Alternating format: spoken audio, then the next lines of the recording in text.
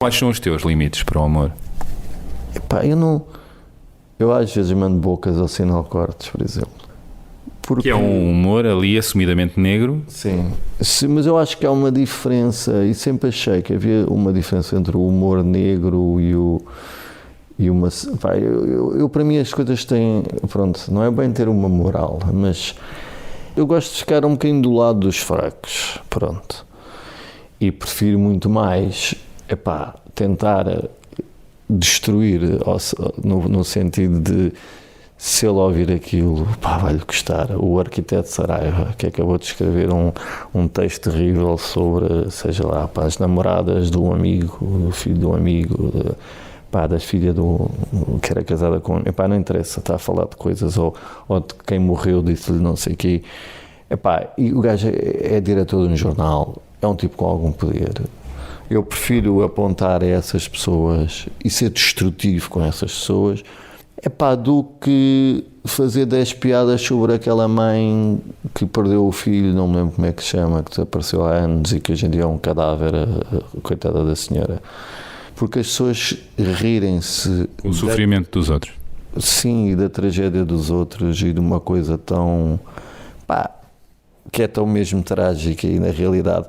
Os mecanos até podes dizer, os gajos deixaram os miúdos sozinhos, foram para os copos e não sei o quê, há ali um lado que tu até podes dizer, se calhar merecem levar um bocado na cabeça, sei lá, mas num caso desses, eu não consigo, e mais que, a sério, eu teria descontado o meu cachê, as piadas, e mandar o dinheiro para a senhora ou assim, porque para mim não faz sentido ir buscar o lado mais animalesco e pôr as pessoas a rirem-se da profunda tragédia dos outros.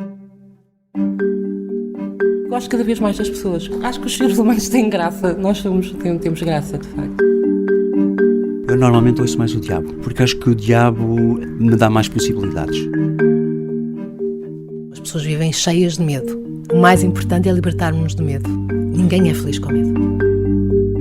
Tenho uma paixão maior por pessoas que não têm medo de serem miúdos. É sempre possível ultrapassar-te a ti mesmo. Dá muito trabalho, mas é possível. Houve um momento em que eu deixei de me preocupar.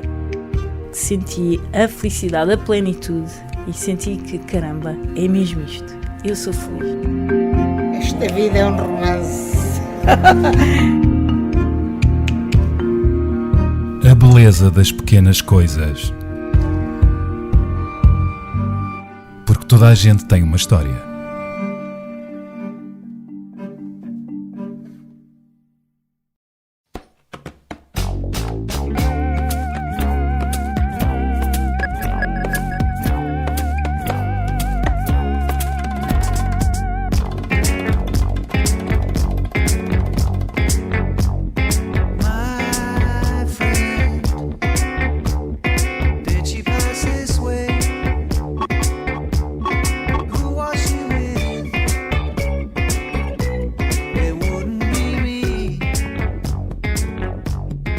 É talvez o mais destravado e livre dos humoristas portugueses. O seu humor não é nada manso e funciona por vezes como uma lavagem gastrointestinal sobre os temas e personagens que o incomodam.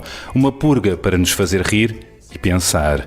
Nascido em Lisboa, licenciado em Gestão, é argumentista e há mais de 20 anos que escreve para televisão, teatro, cinema, rádio e jornais. É ele o autor de muitos dos textos de programas de comédia que marcaram a televisão nas últimas décadas, como é o caso de Herman Enciclopédia, Contra-Informação, O Programa da Maria, Levanta-te e Ri, Os Contemporâneos, Lado B e O Último a Sair. A frase "Eu é que sou o Presidente da Junta" foi criada por si, assim como a personagem Diácono Remédios, eternizada por Herman José. Ele está a abanar com a mão, mais ou menos. Além disso, durante 8 anos, João Quadros assinou com Bruno Nogueira a rúbrica Tubo de Ensaio na TSF, que analisava a atualidade e os seus protagonistas através da lente do humor e que se tornou de audição obrigatória.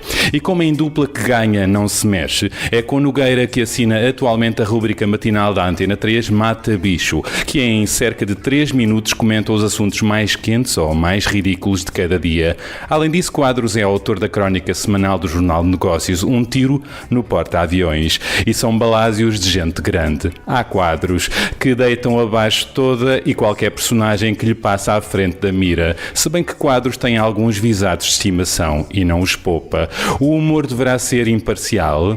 Há limites para o humor. Outra mira diária de quadros é o Twitter, onde treina a toda a hora e por vezes a todo minuto a sua arma de humor, faz pontaria, um lugar para testar piadas e fazer tiro aos alvos. E são tantos os seus alvos que não me espantaria que João Quadros passasse a andar na rua acompanhado de guarda-costas. Será por isso que treina agora intensivamente crossfit? Ou é porque o verão se aproxima e quer fazer músculos e boa figura junto às meninas na praia? Seja como for, Quadros está em grande forma e com projetos na calha, parece-me. Será sobre isso e muito mais que vamos falar agora. É no seu apartamento onde arranca agora esta conversa. Olá, João Quadros. Olá, boa introdução. Obrigado. Tu estás a treinar crossfit para te defenderes das coisas que escreves no Twitter e na rádio? Não, crossfit nem é ser bem de defesa. Eu já treinei Krav Maga, etc. Mas crossfit, eu decidi ir para o crossfit a seguir ao divórcio. Porque andava deprimido e resolvi que precisava de... E estava sem trabalhar na altura e precisava de alguém que mandasse em mim, precisava de regras e precisava de sofrer um bocado fisicamente para me passar a depressão. E então decidi ter com o Bruno Salgueiro, que eu já conhecia quando já éramos amigos quando fizemos o Sal. Bruno Salgueiro, que escreveu um livro sobre crossfit, não é? E que foi connosco para o Sal quando fizemos a série o Sal. E eu conheci na altura e ficámos amigos e pronto, e lembrei-me de ligar a dizer, olha, eu vou meter nisso. Precisavas de alguém que mandasse em ti, portanto, depois da tua mulher... Pois é, precisava de pôr as coisas na ordem. E o sofrimento, porque o sofrimento agora ainda continua a ser, mas o primeiro ano de CrossFit, então para quem não fazia nada, é pior que a tropa. Trocaste o sofrimento emocional pelo sofrimento muscular? Tentaste fazê-lo? Não, e ao mesmo tempo, enquanto fazes aquilo, todo o teu sofrimento emocional aparece durante esses períodos de esforço físico. Aparece de uma forma brutal. Quando acabas aquilo, estás arrasado dos dois pontos de vista e sabe-te bem. E depois o CrossFit é uma coisa tão intensa e pesada e brutal, faz-te sentir, a seguir faz-te sentir assim uma espécie de super-herói. Ninguém imagina o que é que tu andaste a fazer há uma hora. A tirar pneus e...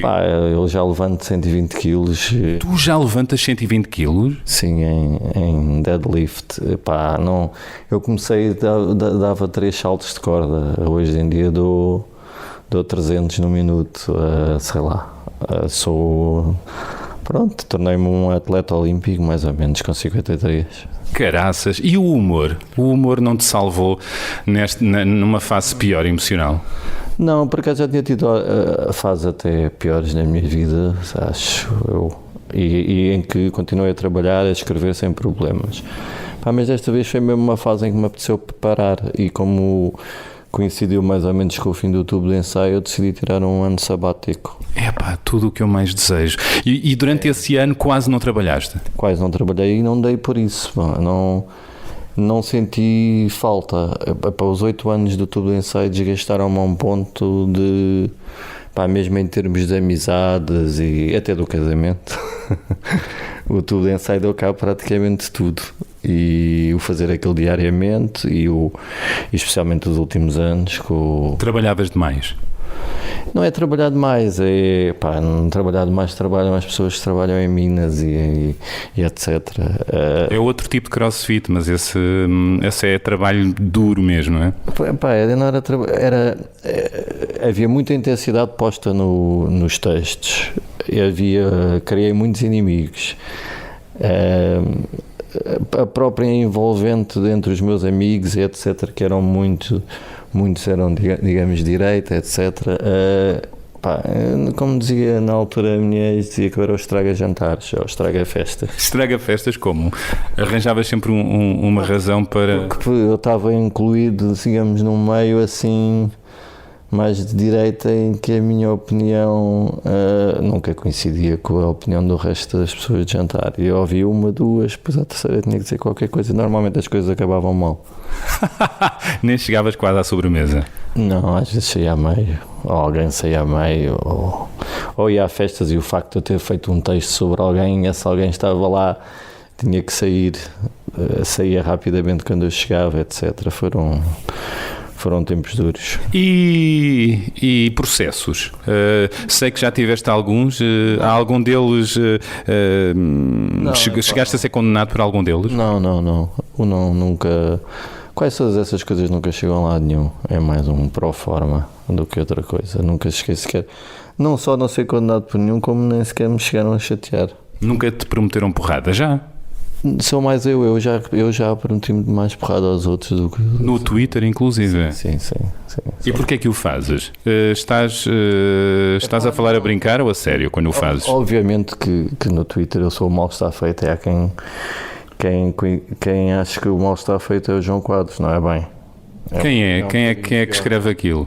É o teu alter ego? Não é bem o meu alter ego, digamos que sou eu.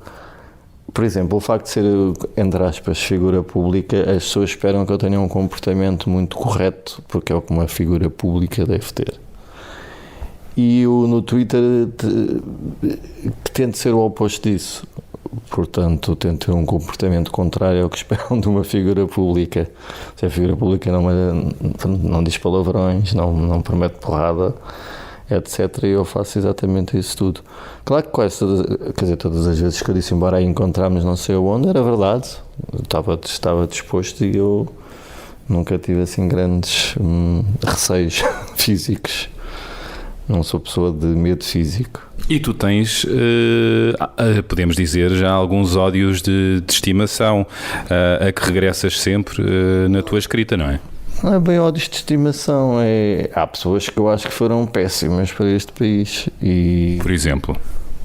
O Cavaco Silva para mim é o exemplo máximo do que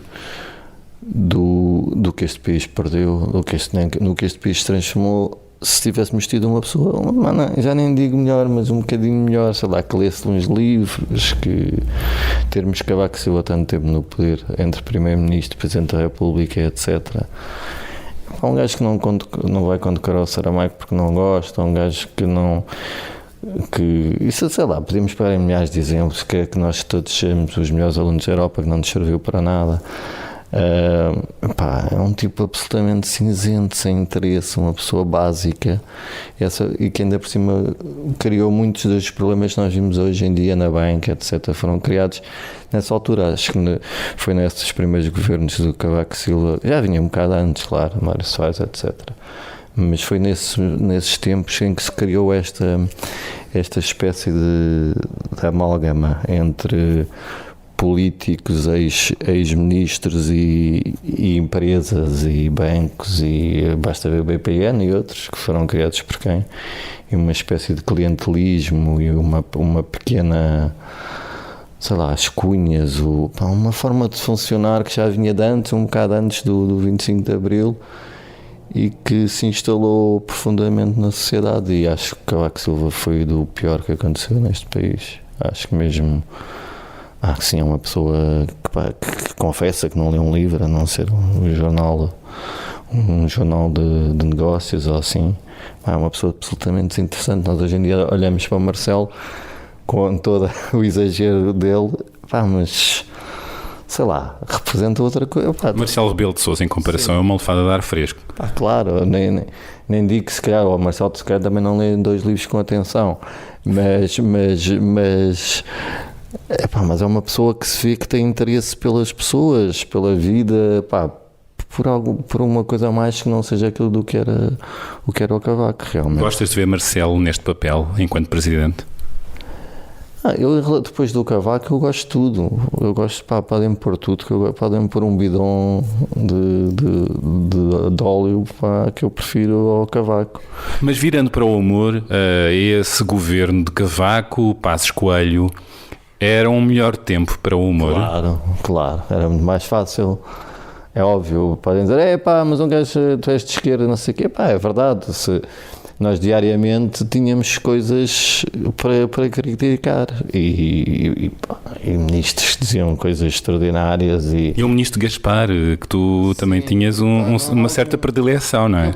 Chamaste o Alien. Ainda gostava menos da Maria Luís do que do Gaspar, apesar de tudo. Tudo aquilo, tudo a nossa subserviência aos alemães, tudo o que nos foi dito durante estes anos, que tínhamos que tornar-nos mais pobres e etc, foi do pior, foram... Só que para o amor, claro que evidentemente era ótimo. Quem diz que está muito bem é o Vítor. Diz que foi para o FMI com mais de 800 por mês, senhas de refeição e um Renault Clio com 40 mil quilómetros. Pois é, parece que o nosso querido Vítor Gaspar, que ainda há uma semana dizia achar insultuoso ser considerado o quarto elemento da Troika, agora, curiosamente, vai trabalhar para um deles. Se calhar contrataram-no só para o contrariar. Agora, com esta geringonça, este acordo à esquerda, com Marcelo na presidência, é mais complicado fazer humor olhando para a política, olhando para o governo? Sim, é mais complicado porque não há nada verdadeiramente chocante, não é? Tu não tens ninguém que venha te dizer que nós somos piegas, tu não tens esse discurso, portanto... Eu acho que o humor funciona melhor quando é para dizer mal do que para dizer bem. E especialmente num formato como era o Tubo de Ensaio, como é o Mata Bicho, para o próprio nome, espera-se que haja um bicho que vá ser morto ou que vá ser maltratado. Naqueles 3 minutos. Ou uma situação, e portanto torna-se mais difícil quando as coisas correm bem. Bem, vamos trabalhar. A Comissão Europeia anunciou ir propor a saída de Portugal do procedimento de déficit excessivo. É mais uma boa notícia, já começamos a ficar um bocadinho fartinhos, não é? Se isto continuar assim, qualquer dia não faz sentido termos fado. Só faltava ser o Salvador Sobral a anunciar a saída dos déficits excessivos. Como é que querem que eu faça humor com boas notícias? Estamos numa maré tão positiva que eu hoje abri as páginas de necrologia dos jornais e não morreu ninguém. Só falta aparecer a média viva e de boa saúde a trabalhar num snack bar em Paderne. Foram anos de depressão com notícias terríveis de hora a hora. Uma pessoa até tinha medo de ligar a televisão, agora uma pessoa vê as notícias como se estivesse a ver um episódio do Friends.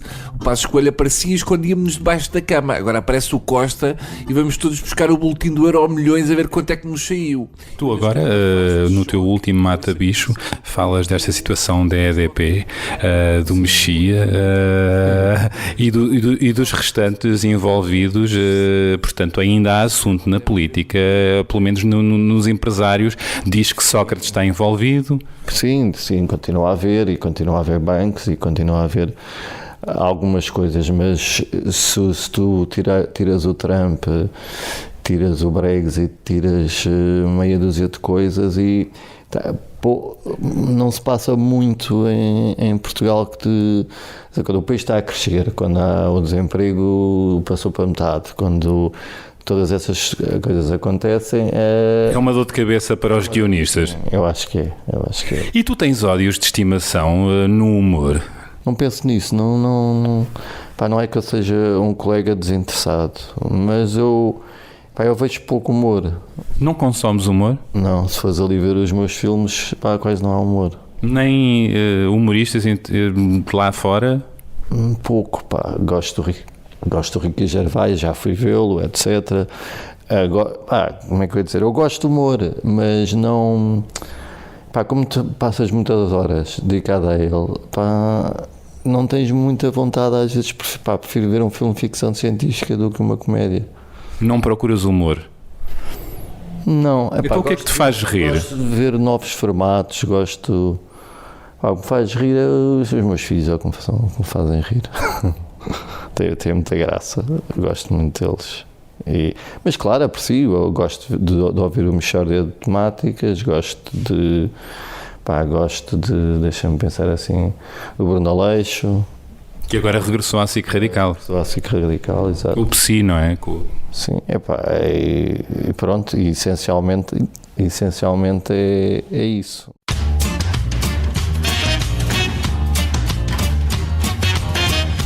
Leixo FM. É Bruno Leixo a falar no rádio. Bom dia. Hoje é Leixo FM com o Renato Alexandre. Está aqui todo cheio de vontade de... Bom dia, pessoal. É verdade, estou aqui cheio de vontade de abordar... Ei. A interromper o anfitrião. Bolinha abaixo e vê se falas mais baixinho. Isso faz doer a cabeça e as pessoas mudam de estação. Ok, sorry. Dizia eu, hoje estou cheio de vontade de abordar um assunto. Donald Trump mais uma vez passou dos limites. Saiu do Acordo de Paris que visa a redução... Quantas vezes é que uma pessoa pode passar dos limites? Quantas vezes é que uma pessoa pode passar dos limites? Normalmente é só uma. Faz asneira, sofre consequências. Sim, verdade. O Trump já passou dos limites muitas vezes. Mas desta vez foi pior. Passou mais dos limites. Fala-se às vezes de ódios entre... Não, eu sou capaz de ser capaz de me dirigir a um colega meu ali no Twitter, ou isso de uma maneira mais bruta, ou isso se não gostar de...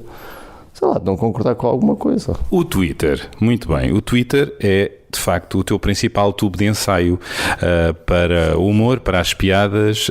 É ali que testas muita coisa? Sim. Eu sempre levei o Twitter como... Às vezes dizem-me, no tempo do tubo de ensaio era pior. Dizem-me, eu vi o tubo de ensaio, já tinha lido tudo do Twitter. Ainda hoje acontece, na verdade. Ainda hoje acontece um bocado. Sim. Eu ouvi agora os teus últimos e já tinha lido no Twitter algumas daquelas piadas. Na realidade, o Twitter é a minha... Eu, quando trabalhava nas expressões fictícias, quando uma pessoa inventa piadas, vem cá fora e pergunta-os o que é que achas e não sei o quê. Eu hoje em dia trabalho sozinho em casa. E por isso uma forma, é quase como fazem muitos dos humoristas, é contares primeiro o teu primeiro show num bar pequeno. Antes de ir para o bar, antes de ir para a sala de espetáculos, primeiro testas o teu novo material num bar pequeno, com pouca gente. O Twitter é o teu bar pequeno, com pouca gente? Apesar de eu já ter 160 e tal mil seguidores, já não é como era antigamente, mas é um bocado isso. E não é só isso, é o facto, eu funciono muito no momento, ou seja, dá-se o acontecimento e imediatamente eu ponho a minha cabeça a funcionar para fazer piadas. És repentista na piada? Completamente, ou seja, se tu vires ali no Twitter, o que acontece é que acabou de aparecer o tema e eu sou capaz de fazer 15 piadas seguidas sobre o tema, e aquilo é uma coisa que me vai saindo, e normalmente irei fazer mais quando for fazer o texto, mas as melhores surgem-me ali nos primeiros 10 minutos. E como é que testas a piada? Como é que sabes que esta piada é melhor que aquela? Depende dos coraçõezinhos e dos retweets? Não, mas nem me interessa nada os RTs que fazem naquilo. Eu próprio ler a piada escrita. Mas qual é a diferença entre escreveres num papel, num bloco, não é? Que acredito que muitos o façam, e escreveres no Twitter, que aí está público, há coraçõezinhos, há retweets, há comentários. O que é que isso contribui para tu perceberes se a piada é boa ou não? Há o feedback de... Por exemplo, ontem, uma das piadas que teve mais RTs eu não usei no texto. Qual era? Era com o tipo de EDP, da REN, dos renováveis, ter-se safado a matar a Laura Palmer. Mas não se safava desta. E não usei essa piada, porque achei que era um universo demasiado Laura Palmer e tal. Tem um universo que talvez depois na Antena 3 as pessoas não soubessem bem do que eu estava a falar. E o João Manceneto teria assassinado a Laura Palmer. Que são iguais, ele e o Bob do Twin Peaks. Mas não usei. E apesar de ser a que tinha mais RTs, não é bem isso, eu não sei bem explicar. Mas é um bocado isso, é como se fosse um bar, ok, tá. É importante as palmas que ouves a seguir à piada, mas tu tens a noção se a piada se aplica, se a deves usar ou não. E às vezes as pessoas queixam-se e eu digo sempre, vamos dar uma volta. E não desgasta a piada partilhada ali?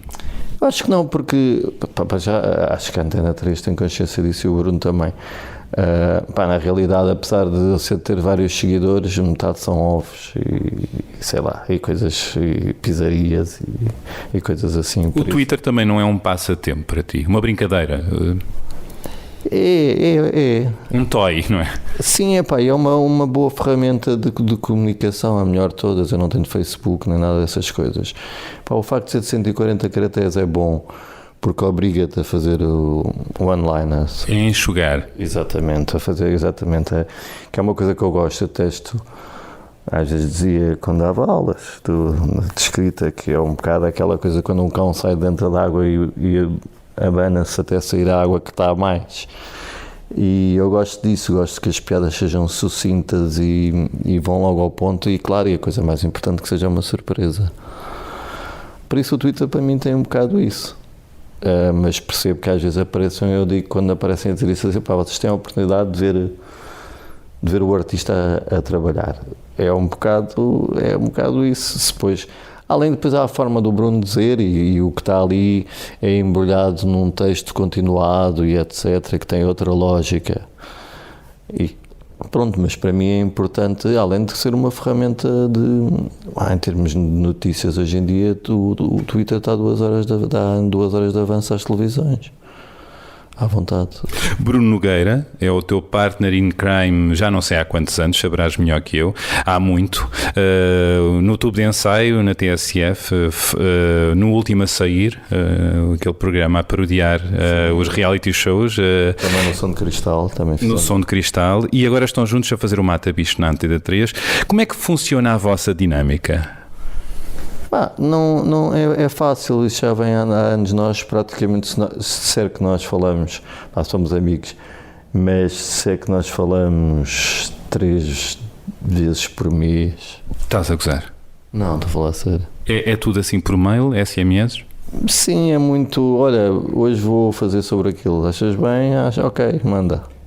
Chave na mão, chega ao texto, o Bruno interpreta. Sim, e claro que falamos às vezes, ele também faz um à quinta-feira. Portanto, ele faz um por semana? Sim, mas como é que eu ia dizer isto? Tudo é feito um pouco em função da noção que temos um do outro. Como é que na realidade em muitos dos textos é como se o Bruno estivesse presente comigo a escrever, porque na realidade eu estou a escrever para ele e sei o que é que ele não vai gostar daquilo ou que ele vai gostar daquilo. Já são muitos anos e já escrevemos coisas assim até a 3 mãos, a última a sair. E conhecemos muito bem o estilo um do outro, acho que podemos confiar e pronto, e a coisa funciona mais ou menos assim. Vocês não se chateiam, não há... Nunca? Não há, isto não faz sentido, não concordo com isto? Não, aliás aí está, nós por vezes parte tanto do Tubo de Ensaio como neste caso o Mata Bicho, as coisas já partem um bocado de eu, por exemplo, digo, olha Bruno, isto das casas que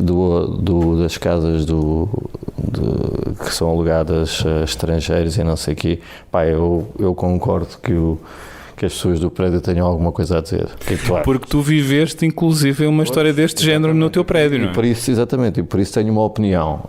Quero saber se ele tem a mesma opinião que eu. Ou quando, por exemplo, lembro que houve uma altura em que também era se ginástica devia ou não contar para a nota. E eu tinha a opinião que devia contar, tal como matemática, até nos vai dar mais jeito, se calhar uma educação física do que matemática no futuro. E por isso tinha essa ideia, que é uma estupidez, senão as pessoas não estão lá a fazer nada, etc. Mas vocês são 2 personalidades fortes. Isto funciona porque vocês de facto são parecidos e porque se respeitam. Sim, e porque gostam de facto do humor um do outro. Sim, tem a ver com isso.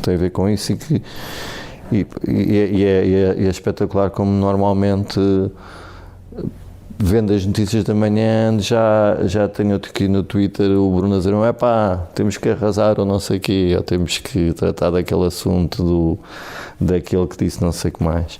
E ele, quando é ele, ainda é mais bruto que eu. Ele chega a ser mais bruto que tu quando escreve? Sim. Chega porque às vezes não consigo... quer dizer, pôr determinados, não digo insultos, mas determinadas palavras. Tu não consegues? Isto não parece o João Quadros a dizer. Outra pessoa, estás a ver? É? Claro. Tens algum pudor quando estás a imaginar o Bruno a dizer determinada coisa? Não é exatamente o mesmo que eu. Por isso eu não... O Bruno iria prometer porrada para o Twitter. Eu prometia. Não ia mandar ninguém para o não sei quê do Twitter e eu mando. Temos personalidades diferentes nisso e por isso, quando há coisas que são demasiado fortes para não serem ditas pelo próprio. Ou seja, o Bruno poderá estar mais à vontade para, dentro de um determinado tema, se quiser ir um bocado mais longe e arriscar um bocado mais e dizer mais concretamente aquela pessoa é um calhau e é aquilo e é aquele outro, ele estar mais à vontade, tal como eu estaria se fosse eu a fazer. Ele nunca te mandou um texto para trás a dizer, pá, isto não. Não. E a TSF, o Tubo de Ensaio foi na TSF, agora estão na Antena 3, nunca o canal disse, pá, cuidado, isto não? Uma espécie de censura, diz-me a verdade. Não, nunca tivemos. Diz-me a verdade. É verdade, juro-te, nunca tivemos. No final... Porém... Não, nós sentimos que... Eu senti, e se calhar o Bruno não gosta que eu diga isso, mas eu senti no final da TSF que, com a entrada dos novos donos, ninguém nos dizia nada, mas havia ali um pequeno mal-estar. No ar. Pelo menos eu, quando chegámos ao fim desse ano, eu precisava de uma prova de amor. Todos nós precisamos de alguma maneira. Se financeiro ou não, percebes? Mas precisava de sentir que nos queriam lá mesmo e não senti isso. E foi por causa disso que acabaram? Não sei, acho que em parte. Não sei, também na realidade eu traçava uma fase que não me apetecia muito continuar e também já tínhamos 8 anos daquilo. Mas provavelmente continuaríamos mais outros 6 ou 7. Se houvesse esse feedback de amor, digamos, de estarem a apreciar o vosso trabalho, mostrarem isso. Sim, como é que eu ia dizer?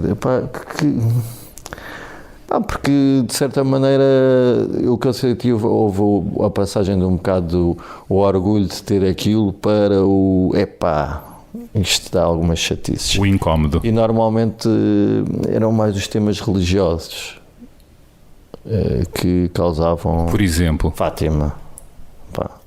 Fátima. E eu gosto muito de bater em Fátima.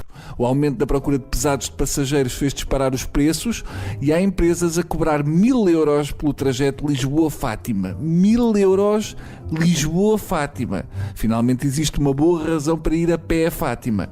Aquilo em Fátima vai estar tão cheio que mesmo que Nossa Senhora queira aparecer para festejar os 100 anos, não tem onde ficar. Pode ficar no parque de campismo, mas Nossa Senhora de tenda montada é uma frase que realmente soa estranha.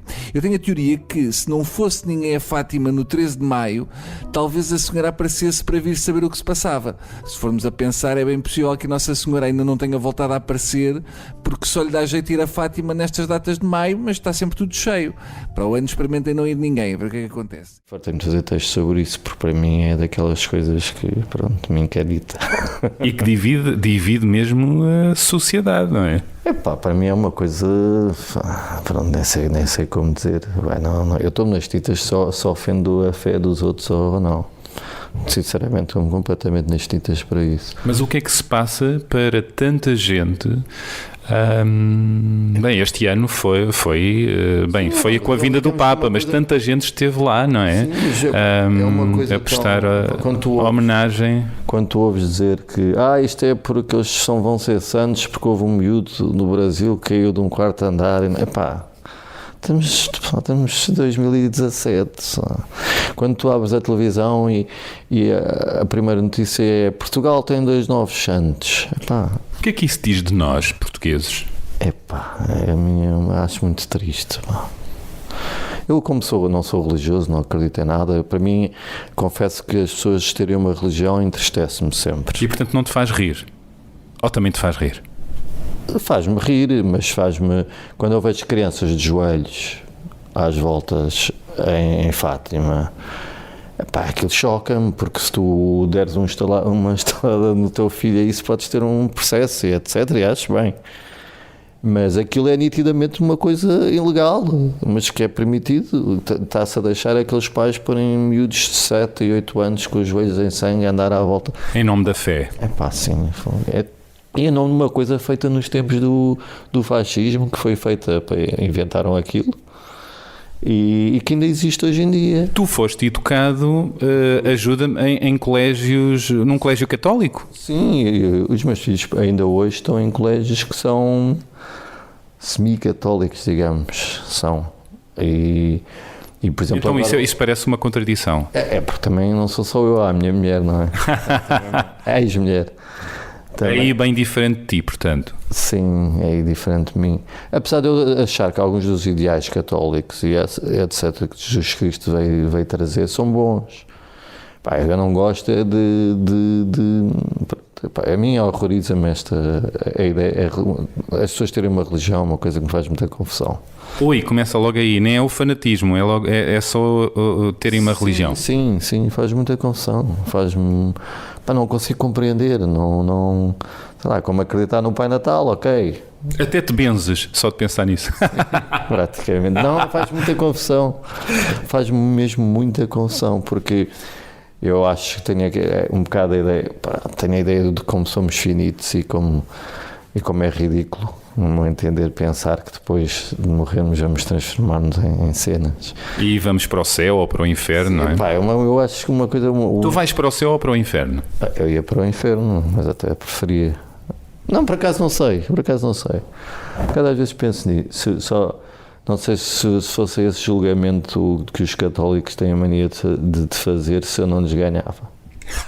Só com a argumentação? Não, porque no fundo se calhar sou a melhor pessoa que eles na maior parte dessas coisas. Consideras-te boa pessoa? Tens 53 anos. A determinado momento da vida há pessoas que não, outras que sim, fazem um balanço, olham para dentro. Tu consideras-te boa pessoa? Tenho um feitio um bocado mau. Tenho que lidar melhor com a minha fúria. Não é? Mas isso quer dizer o quê? Que há um lado bom e mau aí dentro de ti? Eu não sei, eu não vejo a fúria como uma coisa má, antes pelo contrário. Eu tenho isto desde pequeno, fui expulso de escolas. Pois reza a tua biografia que andaste a ser expulso de todas as escolas por onde andaste. E normalmente porque um professor batia e eu respondia, porque havia um tipo que fazia bullying e eu ao fim de uns meses de vê-lo fazer bullying me passava. Isso era o teu lado super-herói já? Sim, não, era capaz, não tinha medo físico e não tenho. E sempre, desde pequeno que eu me lembro disso. E, por exemplo, isso é um tipo muito grande, ao fim de algum tempo aquilo ia dar sarilhos, pronto. E quando eu andava à tareia era mesmo violento, era capaz de arrancar uma orelha a alguém. Ui, a sério? A sério. Já andei à tareia com taxistas... 3, são capazes de me abrir a cabeça e eu... Há filme? Sim, eu ia apontar uma pistola e não sei o que, eu continuo. Quem me conhece sabe que eu sou assim. Caneco, portanto... É assim. E portanto agora com o CrossFit, cuidado. Não, por acaso até me faz mais calmo e o Krav Maga, etc. fizeram-me mais calmo, já não tenho responsabilidade de saber que posso magoar alguém. Regressaste aos tempos de puto, na altura em que eras expulso das escolas. Mais tarde também a tua biografia, tu já falaste nisso algumas vezes. Há um episódio que eu não resisto a relembrar, quando tu estás numa reunião como diretor de recursos humanos e dizes que vais à casa de banho e afinal vais-te embora. Eu acho que aí personificas a vontade de meio mundo. Eu vou ali e não venho. Sim, mas também era fácil, não tinha filhos nem nada. Quer dizer, e tinhas, se calhar, dinheiro para poder fazê-lo, não é? Nem por isso, porque eu na altura ganhava bem e quando eu saí passado 3 semanas estava na Suíça a fazer vindimas. Portanto, estava a apanhar uvas, ganhava-se bem, mas estava a apanhar uvas e tinha investido bastante no meu curso e tinha uma posição que muitas pessoas gostavam de ter. Então era o que eu queria fazer. Pá, e nisso eu sou muito assim, um dia levanto-me e resolvo que nesse dia vou mudar uma data de coisas. Dá-te o vibe. Exato. Isso é coragem? Não sei se é coragem, não sei, eu também tenho um bocado a ver com aquilo que eu te digo de eu não acredito em nada após vida e não sei o quê. E, portanto, se é para fazer, é para fazer-se agora. Pois, exato, não se repetem muitas vezes. Essa viragem foi com que idade? 30. Aos 30. A idade redonda. E depois, mais tarde, pouco depois, decides fazer humor, não é? Não, eu quando saí da empresa já me tinha inscrito num curso de escrita criativa. Ainda não sabia o que é que ia fazer. Sabia que não queria continuar a levantar-me das 9 às 6 e a trabalhar das 9 às 6 e num escritório e que me apetecia fazer outras coisas. Mas foi por sorte mesmo, quando me inscrevi no curso de escrita criativa, o Nuno Artur Pai, à quinta aula, disse-me que escrevia para o Herman. O Nuno Artur Silva. Escolheu-te para tu escreveres para o Herman. Isto em que programa? Na quinta aula, eles estavam a fazer o parabéns ainda. Ainda não havia pressões fictícias de verdade. Era o Pina, era o Rui Cardoso Martins, era o Nuno, tinha acabado de chegar o Marco e era o Vitero. O que é que representou para ti, logo de início, darem-te a oportunidade de escreveres para o Herman? Era o grande humor, não é? Mas eu não me passava... Eu, quando fui para o curso de escrita, queria ver... Eu escrevia bastante em pequeno, até escrevi para o Diário Notícias. E eu escrevia redações e os meus pais eram lá chamados e mandavam-me ao médico, as redações e não sei o quê, porque eu fazia tudo ao contrário. O leite e a vaca eu fazia do ponto de vista do leite. O leite era uma família, aí depois vinham os gajos e bebiam, levavam o avô e não sei o quê.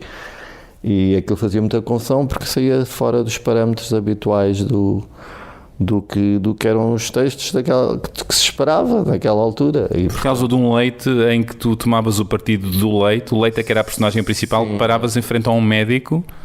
Acabei por estar com os meus pais em frente do meu médico com 6 ou 7 redações e ele a ler aquilo, pronto, ele ia-se rindo e eu comecei a ver e foi ele o Dr. Ramos de Almeida, que no final daquilo disse, pronto, malucos eram os outros que me estavam a querer, pronto, que não compreendiam que eu tinha uma certa veia para escrever. E por isso motivou-me bastante, mas depois larguei isso tudo e quando fui para o curso de escrita criativa não estava muito à espera. O Nuno Artur, ao quinta ou sexta aula, percebeu que eu escrevia com humor, porque eu escrevia normalmente com humor, apesar de eu não ambicionar a isso para a minha escrita. Eu gostava de escrever um romance, gostava de escrever livros, estava a escrever um livro de poemas, mas tu não te borraste todo quando agora vais escrever para o Herman?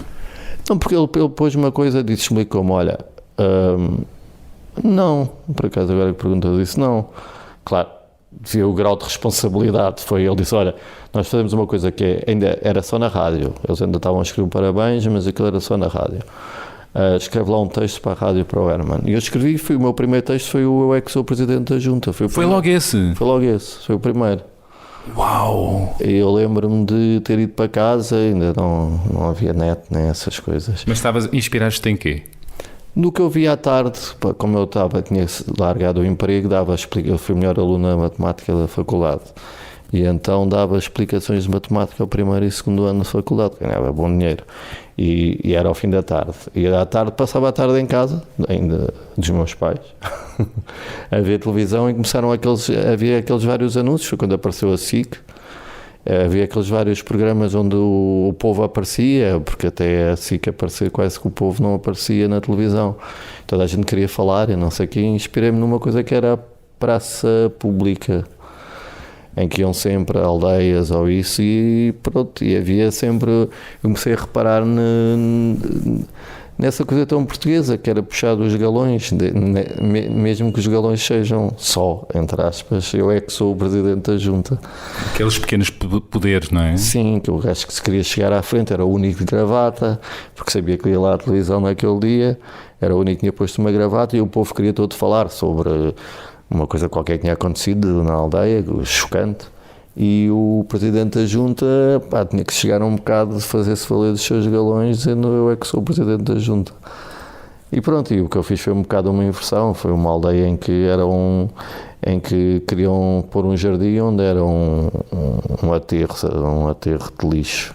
E eles estavam contra, porque pronto, não só podiam apanhar os peixes à mão, a boiar, como havia recordações de preservativos e coisas que, pronto, que os sítios onde tinham canos velhos, onde tinham começado a namorar e etc.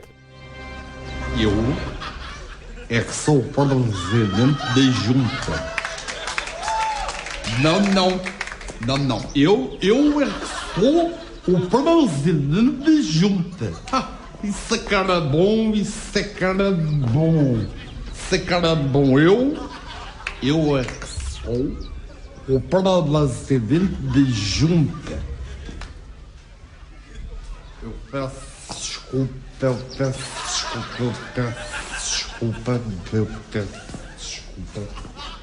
Mas eu é que sou o presidente da junta. Essa foi a tua primeira rábula, o teu primeiro sketch, mas depois foram anos nas produções fictícias em que tu escreveste muito, eras dos que produzia mais nas produções fictícias, não é? Eu cheguei a uma altura que fazia, sei lá, 6, 7 programas, fazia o Contra-Informação, fazia o Herman Enciclopédia, fazia uma série que era o Nós Homens Não És Nada, fazia a rádio do Herman. Ganhaste muita estaleca e muito dinheiro, não é? Muito dinheiro. Ganhávamos 10 vezes mais do que ganhamos hoje. Foi o teu maior luxo, a extravagância, com o dinheiro? Era viajar. Que bom, verdade? Sim. Eu telefonava ao meu irmão mais velho e dizia, olha, embora atravessar os Estados Unidos. Fizeste-o, a Route 66? Metade. Porque aquilo não dá para fazer toda. Não tem muita graça, perdes o melhor se fizeres só a Route 66, mas fui desde Tijuana, até já no México, Las Vegas, São Francisco, Los Angeles, atravessei os Estados Unidos quase todo. Quer dizer, uma parte dos Estados Unidos quase todo.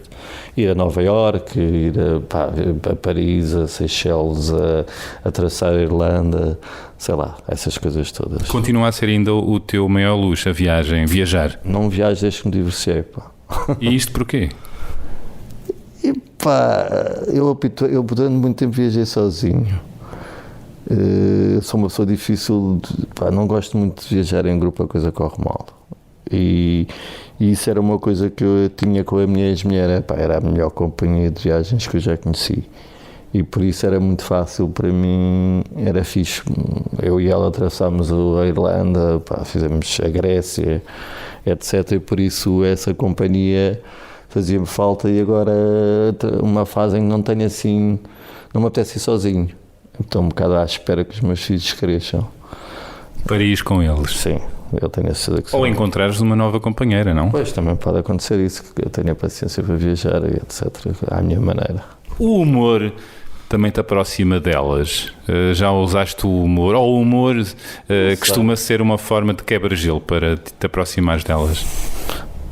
Não sabes, é muito raro invadir o espaço das outras pessoas. Tem que ser mais elas a sacarem-me do que eu a elas. Claro que eu utilizo o humor, mas utilizo o humor não como forma de sedução. É uma coisa natural em mim. Acontece. Pois, é uma coisa natural, tanto com as mulheres como com os miúdos, com as crianças, como com os amigos, com os empregados de restaurante, como ele, se for às finanças, garante que sais de lá e pronto, e metade daquelas senhoras das finanças, apesar de serem cinzentas, estão-se a rir. És o herói durante uns tempos. Sim, gosto de chegar ali e de repente... E animar a malta. Sim, e de repente há uma resposta que elas não estão nada habituadas a ouvir. Por exemplo, o que é que diz uma funcionária das finanças? Não sei, mas pode ser qualquer coisa. Posso falar da cor das unhas dela, que gosto, por uma razão qualquer, que não se confundem com os carimbos e sei lá. Pode ser qualquer coisa, estás a ver? Isso pode ser um quebra-gelo, o início de uma bela história de amor, não é? Sim. As suas unhas não combinam nada com esses carimbos, ainda bem. Não há perigo, assim, de dar uma carimbada de uma unha. Estávamos a falar das produções fictícias, essa história que durou durante uns anos, mas depois saíste. Sim. E saíste zangado. Saí zangado, saí zangado, pá, achei que o caminho que seguia não era o que eu gostava e pronto, houve uma altura em que eu, entre várias coisas, mas digamos, de uma forma geral, eu achava que as produções fictícias anulavam a autoria, não só o nome, mas como tudo era transformado um bocado numa coisa que tanto fazia. Havia um bocado a mania de que tanto fazia estarem aqueles dois a fazer o contra-informação como saírem aqueles dois e virem outros dois. E esse tipo de humor que... Deixou de ser tão autoral? Pois é pá, eu acho que ainda hoje é assim, lamento de ser. É um bocadinho mais supermercado, queres dizer? É que não distingues a mão, não distingues o estilo dos autores. Pá. E isso que foi acontecendo pela quantidade de encomendas a que foram... Porque na verdade há assim um estilo final que obedece a uma ideia que o Nuno Artur tem do humor e que não era a minha, nem por exemplo a do Ricardo ou sequer até do Marco. E como é que defines essa ideia de humor do Nuno Artur Silva? Não sei, não gosto sequer de estar muito a definir. No meu sentido por exemplo, o Herman dizia, sei muito bem quando é que é o Quadras a fazer um texto.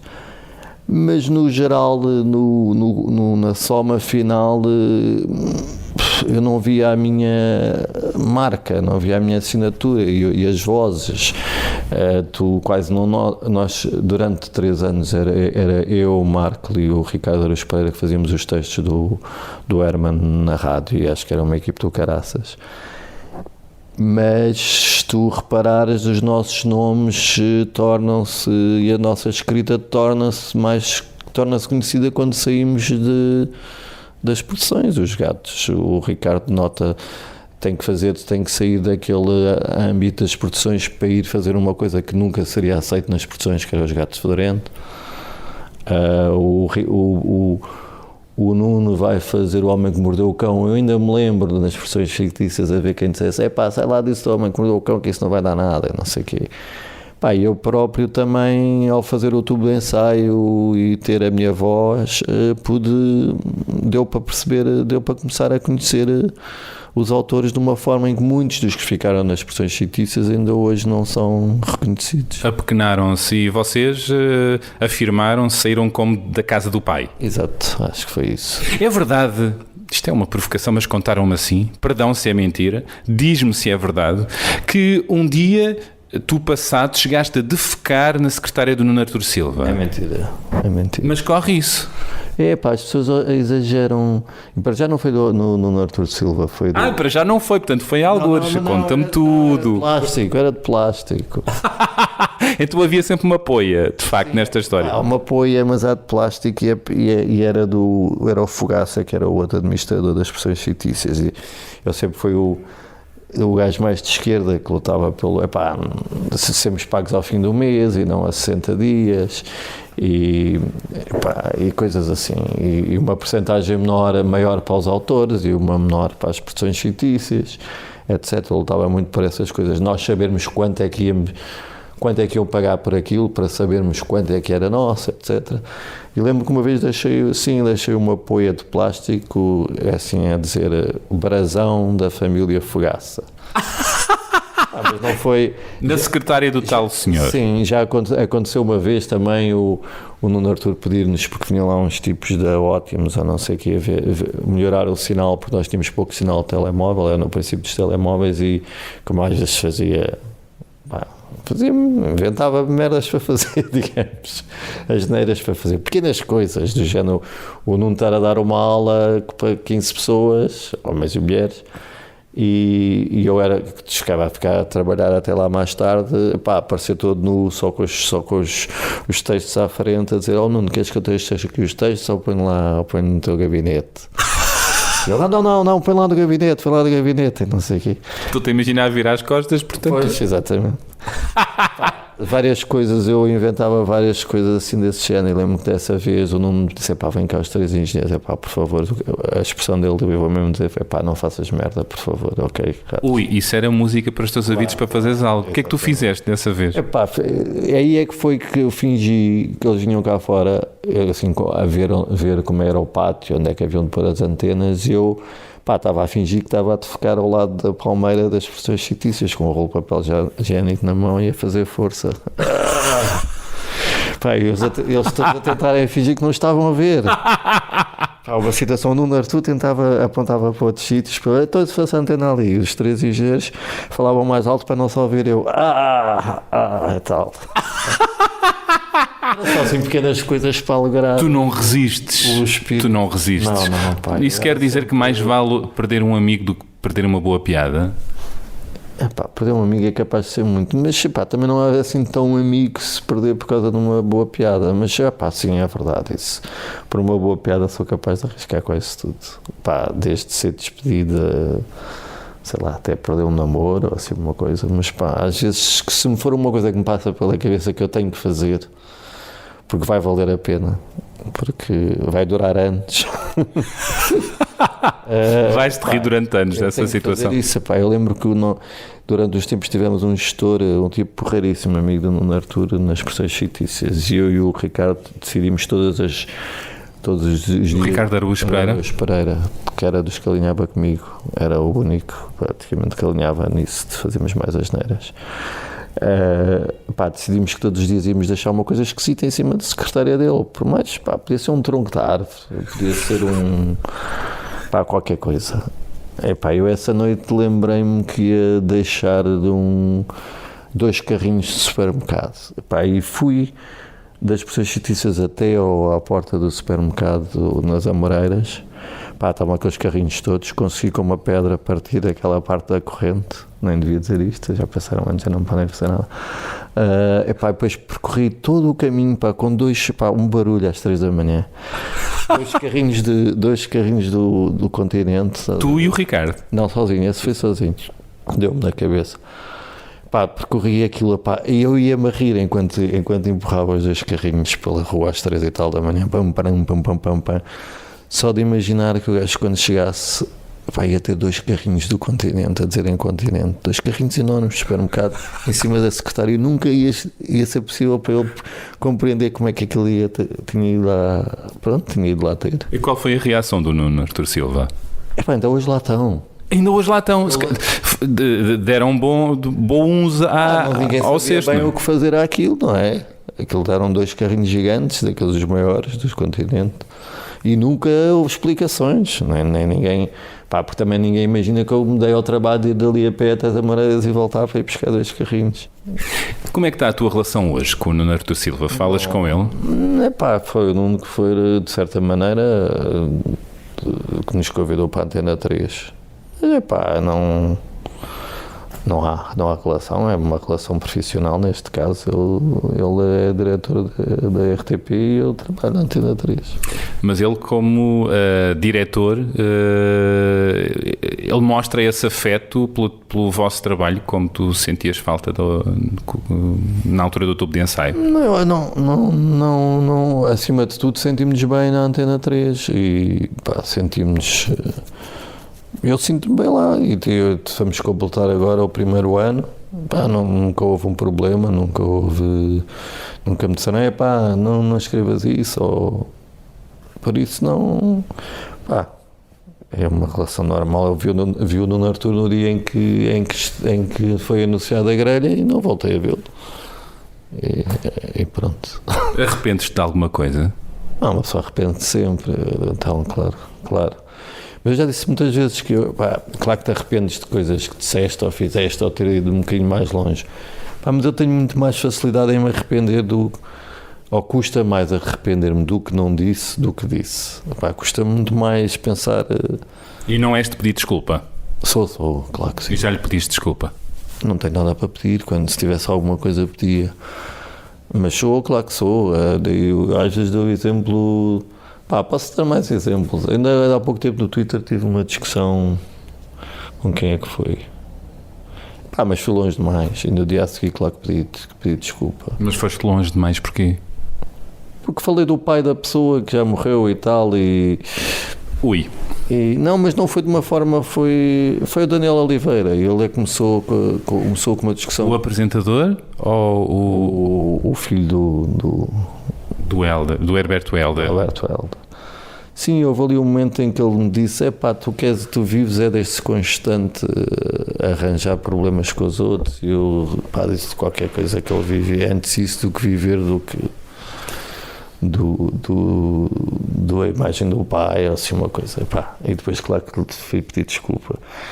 Mas, na verdade, eu sofro muito mais por aquela coisa de...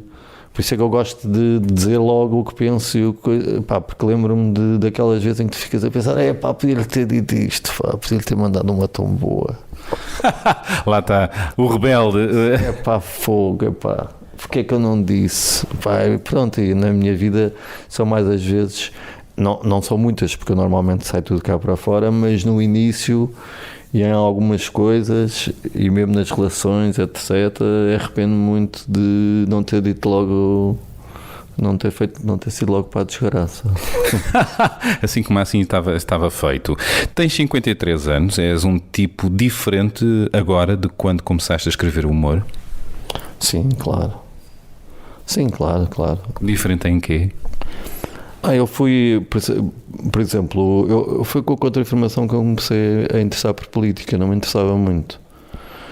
Por isso passei a ter uma consciência mais... passei a ser mais de esquerda. Sim? Eras de direita?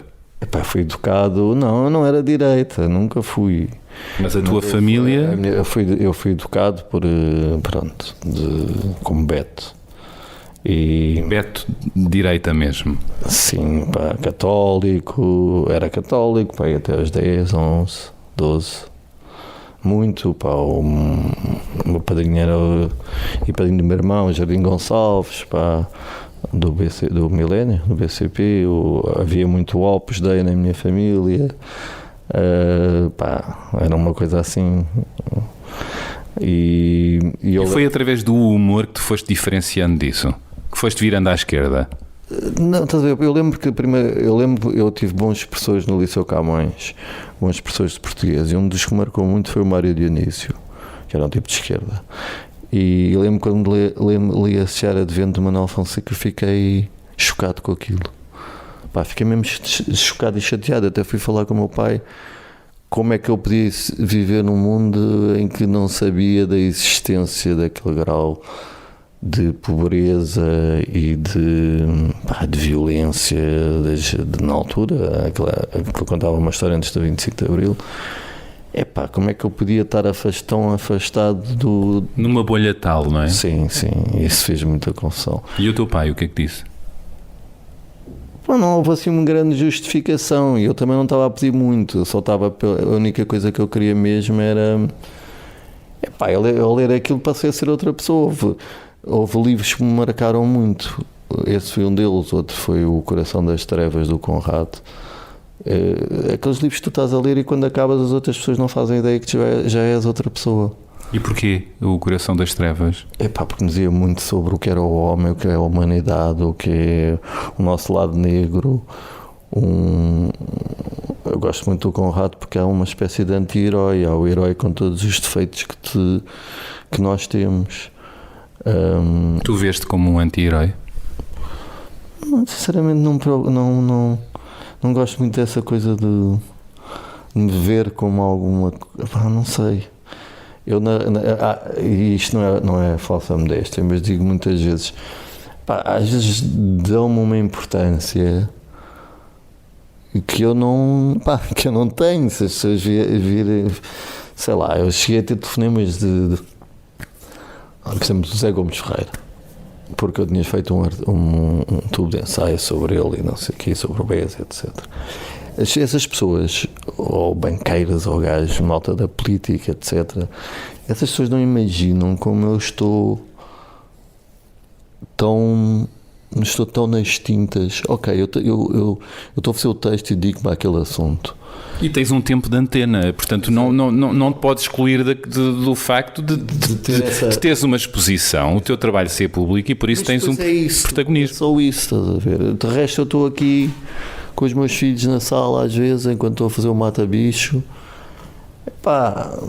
Sou uma pessoa assim um bocado isolada, não como é que eu dizer, não tenho essa... não tenho uma... Não penso que vou fazer um partido daqui a não sei quantos anos, ou vou apoiar... Por exemplo, eu já viste o Ricardo apoiar partidos. Eu pergunto, estavas a falar do teu percurso, como viraste à esquerda, os livros que te mudaram enquanto indivíduo. Quais são as tuas causas? Tens causas? Tens... Sim, tenho.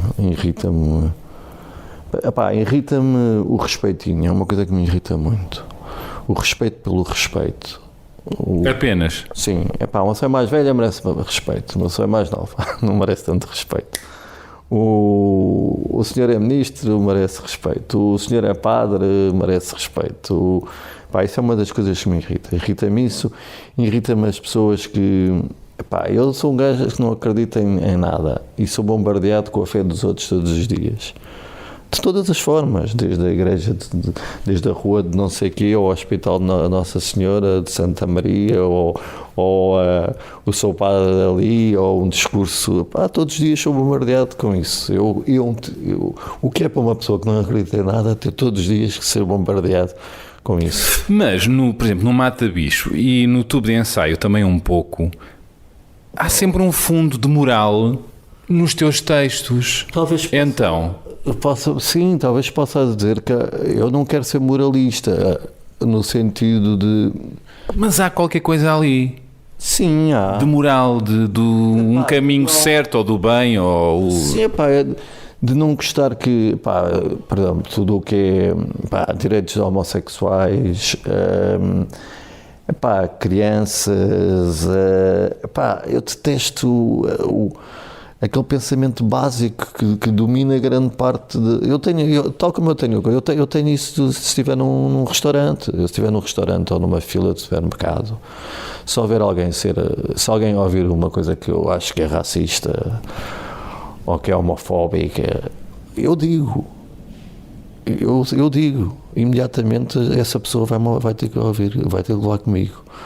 Pode ser ao balcão ali do chefe, sítio onde eu vou almoçar, chega alguém e maltrata a empregada porque é brasileira. Eu não sou como os outros de... Um risinho para o lado, não é? Ou as pessoas são muito assim, vem um tipo e passa à frente da fila para pedir porque é só para saber uma coisa. E a maior parte da malta calma. Deixa, pois. Eu não deixo. Mas esse é o teu lado do bem. Eu queria perceber, eu estava a falar da idade. A idade costuma amadurecer a qualidade dos humoristas ou às vezes estraga? Enfraquece? Não sei, provavelmente há de acabar por gastar um bocado como a idade desgasta tudo. Tens medo que te aconteça isso a ti? Eu tentei sempre, e cá está, não vou ver coisas de humor, etc. Mas eu tentei sempre e tento sempre aprender, e isto é um bocado de coisa, mas é reinventar-me um bocado, apesar de ter o meu estilo. O que eu quero dizer é que se eu tivesse nas expressões fictícias, tinha feito o Herman Enciclopédia, e agora estava a fazer o Donos disto tudo. Aqueles sketches com perucas, um imitou o Paulo Portas, o outro não sei o quê. Hoje para mim já não dá para isso, não quero fazer isso, não gosto disso, não me dá, não tem interesse para mim. É mais do mesmo, na tua opinião? Dá-me muito mais pique ir fazer um último a sair que nunca ninguém viu, uma ideia nova, uma coisa completamente diferente, e a seguir fazer o Som de Cristal, que no fundo ainda é mais diferente. Genial esse programa com o Bruno Nogueira. Sim, adorei fazer aquilo com o Bruno, e aquilo tem, como quase tudo que nós fazemos, tem assim pequenos pormenores que eu gosto. Há ali muita dedicação ao que vai ser aquele produto final, e eu gosto disso, gosto de fazer uma coisa completamente, não gosto de ficar parado no tempo. E é isso que te rejuvenesce, não é? O lado criativo. Eu gosto muito de pensar que, praticamente aos 50 anos e depois de 20 anos de escrita, se fores ver hoje o último a sair, aquilo é um marco do humor, nunca foi feito nada parecido com aquilo. E eu consigo ter se fores ver os meus seguidores, são muita gente nova, e quando eu vou à rua e metem conversa comigo. Reconhecem-te na rua? Hoje em dia sim. Por falar em ganzas também, por assumir que defende a legalização. Ainda fumas ganzas? Ainda pouco, menos agora. Estou numa fase em que, há alturas em que decido parar uns tempos, porque eu também não gosto de vícios, digamos. Então paraste ou fumas em que situações? Parei uns tempos, eu fumava muita ganza e parei uns tempos, até porque, obviamente, quando estás deprimido, aquilo... Já não fumas, comes as ganzas. Pois, exatamente. É verdade, e vai-te contribuir, não te leva a... aquela frase, now the drugs don't work. Há uma altura em que as drogas não funcionam mesmo. E, eu também não quero fazer nada. Cheguei a uma altura em que às vezes pensava, se calhar não consigo escrever sem fumar uma ganza. Isso achava-me, não pode ser. Isso não pode acontecer. Agora, a GNR é que me irrita-se. Olha, vou-vos dizer. Isto é ganza, meus amigos. Obviamente não é. É Obviamente que é. Não, é caldo de Knorr. Não, não é não. É um chamado adereço, nós usamos em televisão Meus adereço. amigos, isto é o chamu. Não, o dito chamu. Não é. É. É caldo de Knorr. Cheira. Confirmo. Isto é chamu. Como é que sabes, Domingos? Também Domingos tu. nunca fumou, como é que sabe? Isto é a propósito do quê? Sim.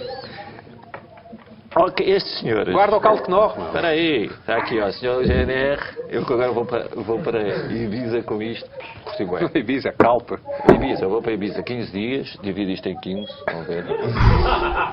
Tu começaste a escrever para o Herman. Como é que vês o Herman hoje como humorista? Eu tenho o maior respeito pelo Herman e para mim o Herman será sempre maior. Nem sequer quero muito... eu acho que toda a gente tem uma idade e rodeia-se do que se quiser rodear. Como é que eu ia dizer? Eu tenho a certeza que o Herman, isto não é uma crítica, eu tenho a certeza que o Herman hoje em dia poderia estar a fazer tão bom como fazia. O Herman ainda te faz rir? Mas ele agora não faz nada. Não. Faz. Ele tem um programa na televisão, o Cá por Casa, que eu não, e tem espetáculos por aí. Tem espetáculos por aí, eu sei. E faz humor na televisão, no seu programa, sim. Sim, eu desconhecia, porque é muito raro, muito raro ver televisão que não seja informativo. Também tenho curiosidade em perguntar-te qual é a barreira que divide o bom gosto do mau gosto no humor? Eu acho que isso é tua, é como em tudo, é como aqui, é como a mobília de casa. E qual é a tua? É a minha. Dá-me um exemplo. Não sei, o exemplo, eu não te consigo dar um exemplo, é como gostar de uma coisa ou não, desagradar-te ou agradar. Eu sou capaz de ter uma primeira ideia para uma piada que diga, que nojo, é um bocado como vais a uma loja e puxas uma camisa que achaste que parecia bem, mas fogo, isto aqui tem estes dourados e tal, não quero. É um bocado a mesma coisa. Já existe um gosto que eu tenho, que é o meu gosto, e pronto. E claro que levas muitas vezes com ainda agora há pouco tempo estava a fazer umas piadas sobre isto do concerto de Manchester, porque havia um lado, sei lá, ali há várias, apesar de ser uma coisa muito bonito, fizemos um concerto de Manchester, mostra que estamos todos vivos e siga com a vida e não sei o quê. Também há o outro lado de, e nesse dia morreram 170 pessoas, crianças na Síria. Onde é que está o concerto? E no fundo posso gozar, ou vêm tocar um grupo, uma banda qualquer que eu não tenho paciência no concerto de Manchester. Pronto, eu posso fazer a piada que aquilo ainda são sequelas, ainda é o sofrimento causado pelo ataque. para mim aquilo já faz parte. Ainda é a continuação do ataque, é uma reverberação. Sim, para mim aquilo também é sofrimento. Pronto, agora que já desabafei, passemos ao tema. Foi com alguma emoção que vi o concerto de solidariedade para com as vítimas do ataque terrorista em Manchester, mas eu não sei se estes concertos pós-atentados não será considerado sequelas e corre-se o risco dos gajos do Daesh estarem a gostar tanto do concerto que vão fazer outro atentado. Entretanto, houve mais um atentado em Londres e os jornais resolveram que um homem que fugiu dos atentados mas com o copo de cerveja se tornasse um símbolo de força na cidade. Como eu compreendo, não era um copo de plástico. Provavelmente já não tinha dinheiro para outra Imperial. Quem é que nunca passou por isso? Eu conheço muitos que não largavam o copo no meio de um bombardeamento nuclear. Eu já vi pessoas no bairro Alto a partir a bacia depois de escorregarem na calçada portuguesa, mas sem nunca largarem o copo de Imperial. Não é nada de extraordinário. Se até durante uma table dance tentamos não entornar, o que é fugir a um atentado comparado com isso? Eu há bocado na introdução perguntava se há limites para o humor. Não há. Pá, ainda que eu os tenha, os meus, e que, pá, eu acho que não deve haver o limite de... Quais são os teus limites para o humor? Pá, eu às vezes mando bocas ao Sinal Cortes, por exemplo. Porque... Que é um humor ali assumidamente negro? Sim, mas eu acho que há uma diferença, e sempre achei que havia uma diferença entre o humor negro e uma... Pá, eu para mim as coisas têm... Pronto, não é bem ter uma moral, mas... Era o que eu dizia há bocadinho. Eu sinto que há sempre uma moral nos teus textos. Sim, pá, gosto no Rui Sinal de Cordes, não. Pois, eu gosto de ficar um bocadinho do lado dos fracos, pronto. E prefiro muito mais, tentar destruir, no sentido de, se ele ouvir aquilo, vai-lhe custar. O arquiteto Saraiva, que acabou de escrever um texto terrível sobre, seja lá, as namoradas de um amigo, do filho de um amigo, da filha que era casada com... não interessa, está a falar de coisas, ou de quem morreu, disse-lhe não sei o quê. E o gajo é diretor de um jornal, é um tipo com algum poder. E há muitos tipos com poder, por exemplo, o Cavaco, etc. Eu prefiro apontar a essas pessoas e ser destrutivo com essas pessoas, do que fazer 10 piadas sobre aquela mãe que perdeu o filho, não me lembro como é que se chama, que desapareceu há anos e que hoje em dia é um cadáver, a coitada da senhora. E tu tendo filhos, imaginas o que seja o teu filho desaparecer e andares 20 e tal anos à procura dele. Eu percebo e compreendo que se faça uma piada. Eu também, se calhar, sou capaz de fazer, como fizemos da Média. Apesar de, quando fiz da Média, era mais pela cobertura jornalística da coisa do que propriamente sobre o drama de desaparecer a miúda. Agora referias também do Rui Pedro? Exatamente. Por exemplo, eu não conseguia ganhar dinheiro com risos que são provocados pelo gozo à mãe do Rui Pedro, percebes? Poderia fazer isso no bar com os meus amigos. Até poderia ter uma piada, agora era gira o Rui Pedro, não sei o quê. Não é difícil inventar aquilo. Mas não para o grande público. É demais. Não queria ganhar dinheiro com aquilo. Porque as pessoas rirem-se... O sofrimento dos outros. Sim, e da tragédia dos outros e de uma coisa tão... que é tão mesmo trágica e na realidade...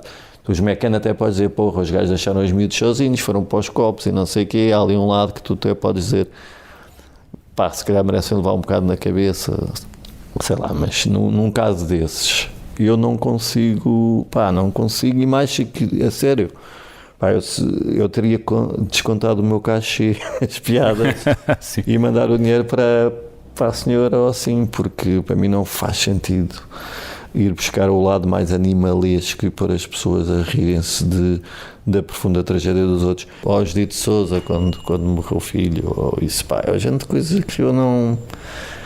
pronto, tem um bocado a ver com isso. Prefiro atacar os poderosos e ter um humor negro mais geral do que personalizar às vezes como faz o Sinel numa só pessoa, que já teve um sofrimento do caraças na vida e tudo gargalhar à conta disso. Acho fácil, banal e que não se ganha nada com isso. O humor deve ser imparcial? Não pensar. Pá, nem pensar. E como eu dizia, tu tens os teus ódios de estimação, não? Não, eu sou um tipo de esquerda, o meu humor é natural que seja de esquerda. Eu uma vez ali no Irritações, pá, fui lá como se fosse fazer um personagem que era o meu primo e que era de direita. Para mim é fácil porque eu fui educado assim. E eu conseguiria criar um personagem que fosse um gajo de direita e que gozasse com a malta de esquerda e que, pá, e com ele próprio e tal, conseguiria fazer isso, porque a direita não tem. Não há gajos de direita a fazer humor, tirando o Quintal a tentar e mal e porcamente. Não há gajos de direita assim a fazer humor, não tem jeito. Pá. É uma coisa que também tem logo a ver, o humor tem um bocado a ver com a falta de respeito. Pá, quando há muito respeito por muita coisa, depois é difícil libertar-se para fazer humor como deve ser. Vamos dar música à nossa conversa. Que músicas é que te acompanham ou a que gostas de regressar? Pá, eu gosto muito de música. Pá, é das coisas que eu mais gosto. Podes ver ali essa pá, e já tive programas de rádio e é uma das coisas que eu gostava de fazer no futuro. E já pus música e etc. E tal como Já foste um mete-discos? Já fui DJ. E é das coisas que também me acontece muito com os filhos dos meus amigos que têm 20 e tal anos, pedirem-me, pá, tio, arranja-me uma lista, grava-me um CD, porque hoje em dia já não é muito CDs, mas arranja-me lá a música que eu ouço é que ouvem muitos dos putos de 20 e tal anos. Muita gente estranha, mas como é que tu sabes isso? Como é que continuas a ouvir? Então dá-me um tema ou outro que gostas de ouvir. Pá, eu agora ando a ouvir muito, digo-te, vou aqui. Pá, o Frank Ocean, tudo que é Frank Ocean eu gosto. Pá. E o tema? O Night. Epá, é das minhas músicas favoritas. Ficará para uma das minhas músicas favoritas de sempre, porque eu acho uma obra-prima. Round your city, round the clock. Everybody needs you. No, you can't make everybody equal. Although you got buku family, you don't even got nobody being honest with you. Breathe till I evaporated. My whole body see-through, transportation handmade. And I know it better than most people. I don't trust them anyways. You can't break the law with them. Get some good shit, have a calm night. Shooters killing left and right. Working through your worst night. If I get my money right, you know I won't need you. And I tell you. Epá, ainda agora, como tu tinhas-me falado disso, em música, isto é maravilhoso. Isto é o novo disco do Sufjan Stevens, com estas três pessoas, o Bryce Dessner, o Nick Mully, etc., que chama-se, eles fizeram uma banda que chama-se Planetarium, e esta é uma música que eu conheço muito também, que é o Mercury. Também, como podes ver, é uma coisa que tem saiu há um mês. E ouves em que situações? Pá, enquanto escrevo, eu ouço muita música enquanto escrevo. Gosto muito de ouvir música enquanto escrevo. Não de headphones nem nada. À noite estou aqui a escrever e ouço música. And all that I've known to be of life, and I am gentle. You ran off with it all, and I am faithful. And all that I felt within my arms, and I am weightless. You ran off with it all, and I am speechless. And all that I said to get it right, and I am confident. You ran off with it all, and I am steadfast. And all that I thought to be precise, and I am consequence. You ran off with it all, and I am sorry.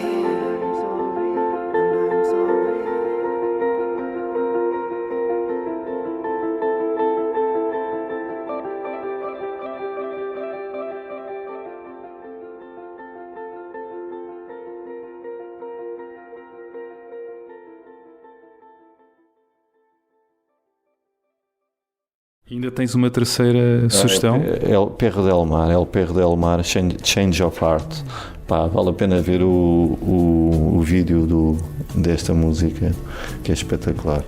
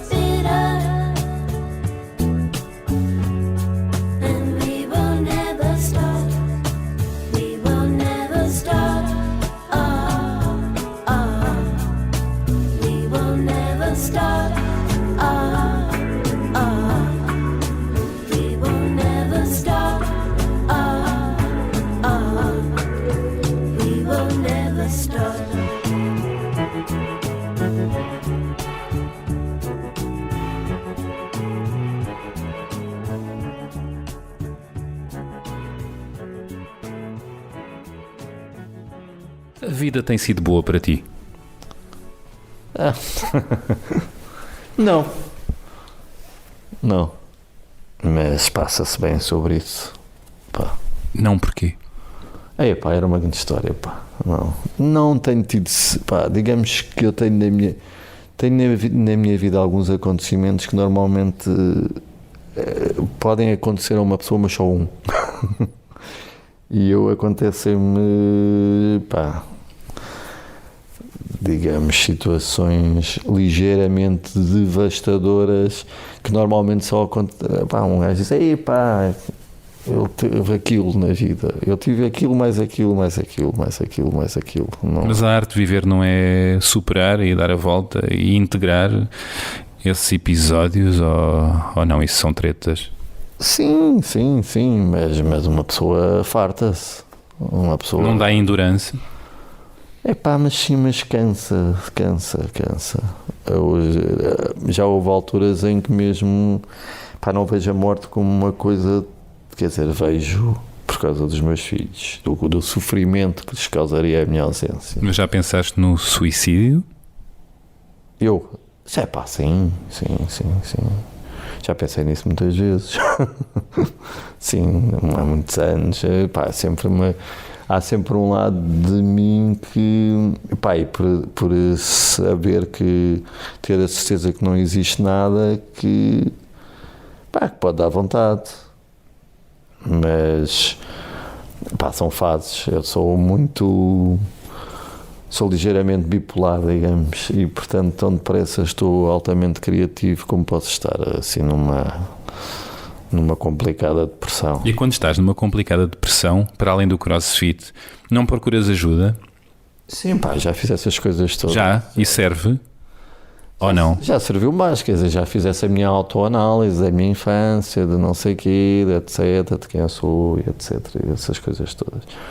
Mas há uma base que é um bocado a vida em si, que é uma coisa, pá, viver é duro, não é? Sim, pá, é uma crueldade, pá, constante crueldade. E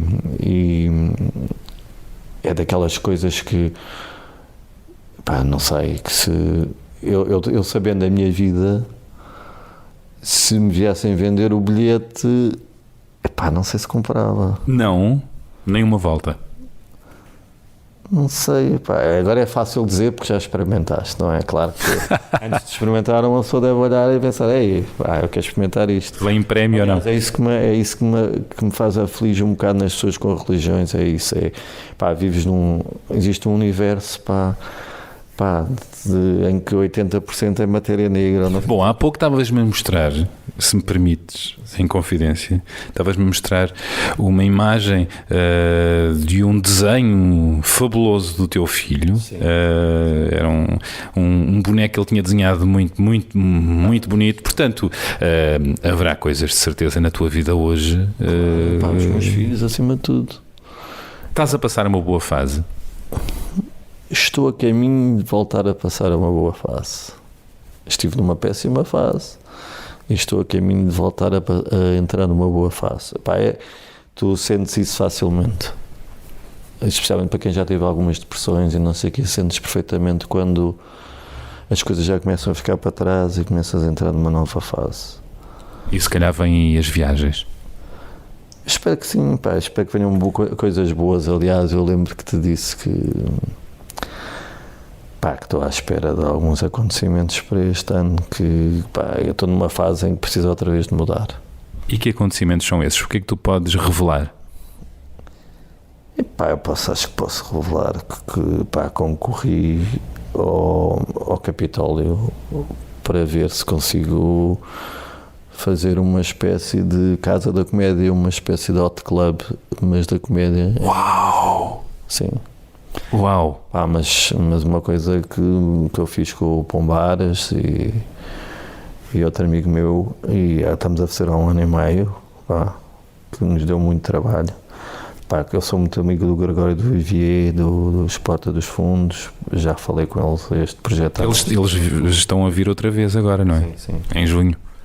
E gostava de ser exatamente isso, que era uma casa da comédia, uma coisa que finalmente junte a malta que vale a pena num sítio, que estão todos espalhados por aí, por bares manhosos, sem boas condições para fazerem o que se faz, pessoas que escrevem peças que eu gosto, mesmo tipos como o Ricky Gervais, que eu já falei, consegui falar através do Twitter. Conseguiste falar com o Ricky Gervais através do Twitter? Sim.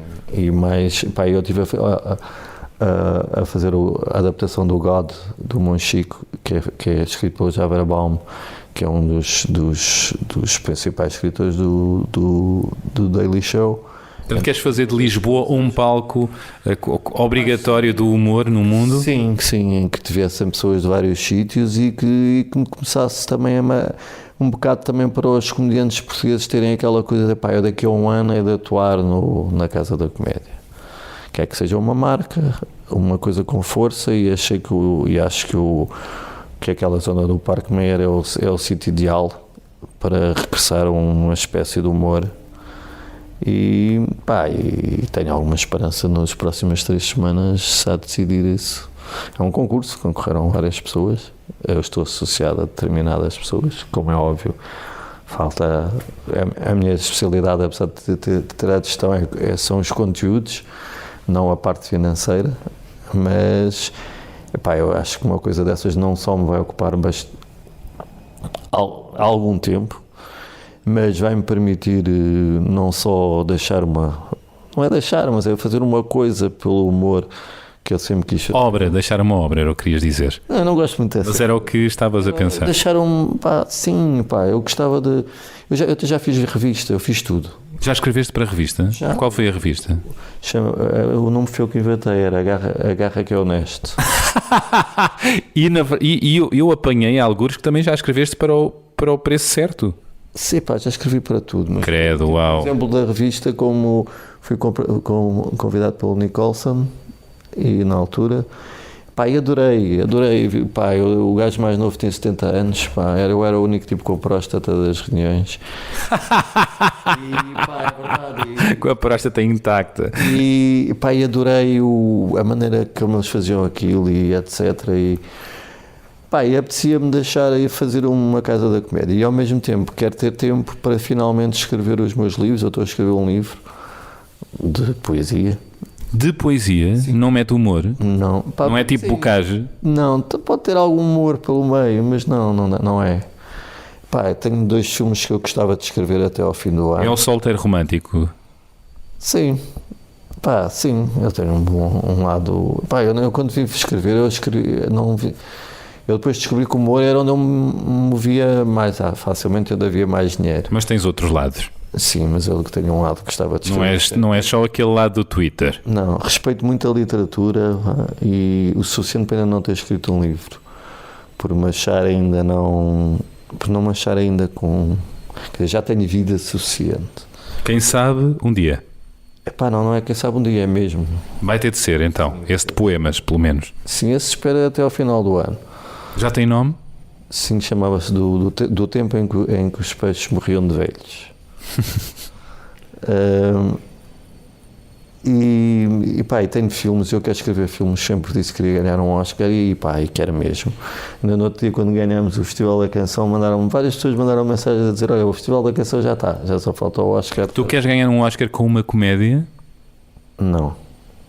Pode ter um lado do meu humor, mas eu tenho várias ideias e tenho convites e sinceramente tenho 4 ou 5 ideias que eu considero muito boas e estou à vontade para dizer, porque também sou pronto, porque se lesse a sinopse e não fosse eu diria, isto está aqui uma bela ideia. Por isso mas para se fazer cá? Ou tentar Hollywood? Tentar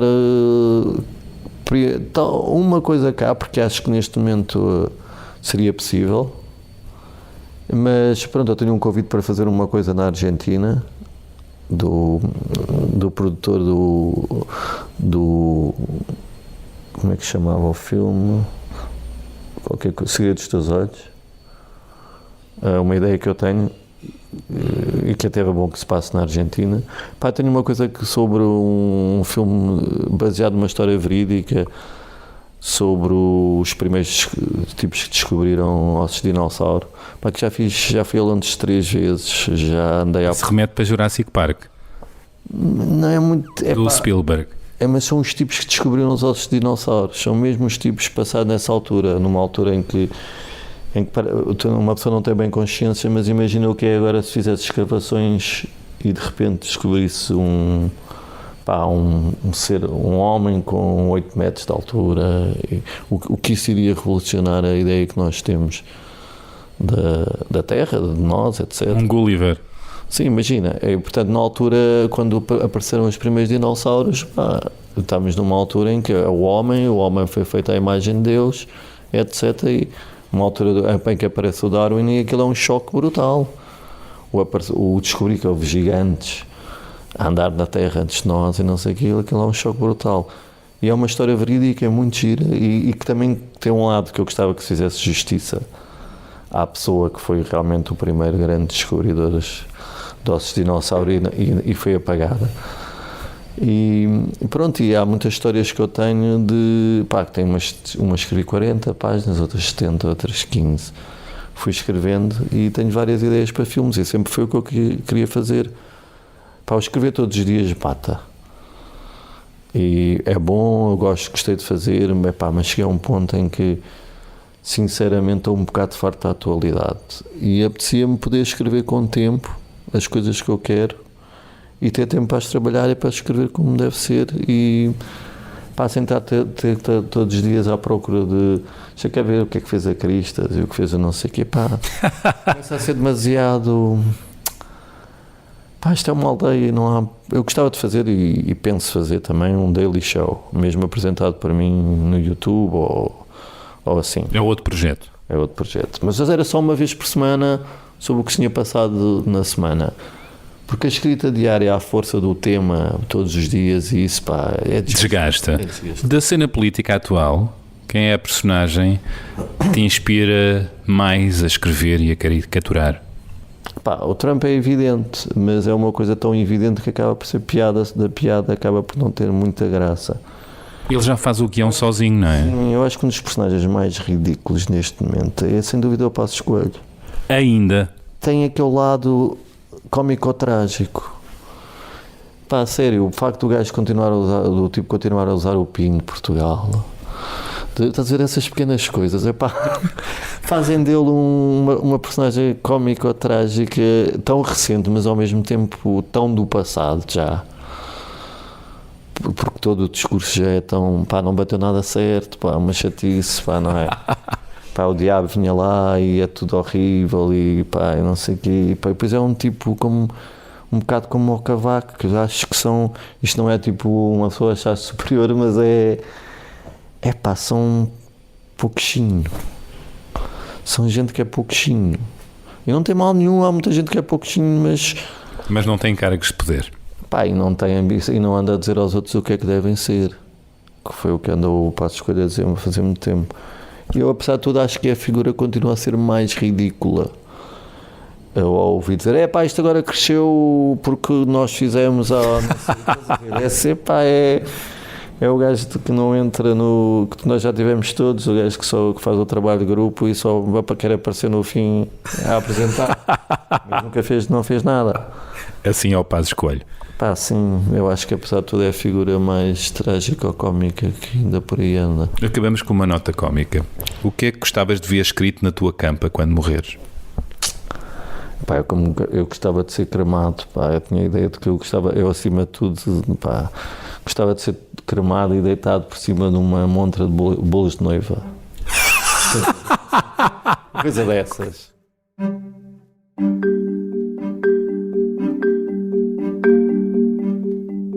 E foi mais um episódio do podcast A Beleza das Pequenas Coisas. João Quadros tinha acabado de acordar. A empregada acabara também de chegar, mas ficou combinado que não usaria o aspirador e assim o fez. Antes de arrancarmos a conversa, Quadros ainda mostrou a incrível vista da Casa Nova para o casario Lisboeta e o Tejo. Que inveja! Contou-me que um dos vizinhos tinha aproveitado para arrendar o andar através do site Airbnb e que durante uns tempos acabara a tranquilidade no prédio à conta da chinfrineira e sujeira da turistada. Mas Quadros, ardiloso, arranjou maneira de afugentar a clientela estrangeira do dito andar. Talvez não seja boa ideia contar como foi, mas apenas digo que saiu de lá tudo a coçar-se.